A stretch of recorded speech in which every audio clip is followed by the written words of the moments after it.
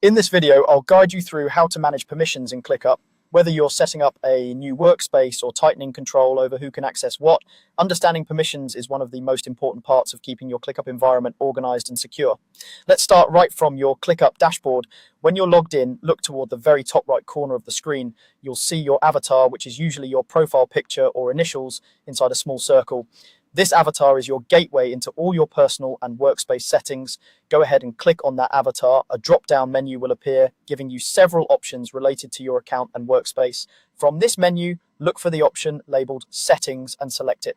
This will open the main settings area where you can control everything from personal preferences to advanced workspace options. Once you're in the settings view, shift your attention to the left-hand side of the screen. You'll see a sidebar with different categories. This sidebar is organized to help you quickly reach the part of ClickUp you want to configure. Among these options, you'll find one called Security and Permissions. This is the section where you can manage who can do what inside your workspace. Click on Security and Permissions. When this section opens, you'll see the core tools ClickUp gives you to control access, visibility, and actions. While the exact layout can vary as ClickUp is updated, the general idea is the same. This is where you define the rules that keep your workspace structured and safe. Take a moment to explore what you see here.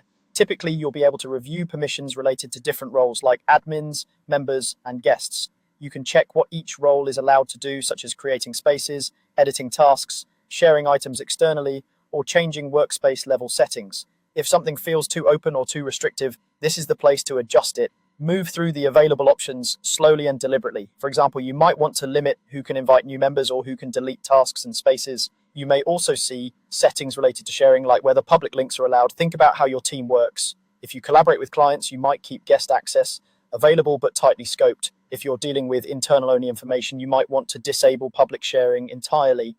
As you manage these settings, consider documenting your choices, especially if you're an admin working with a larger team.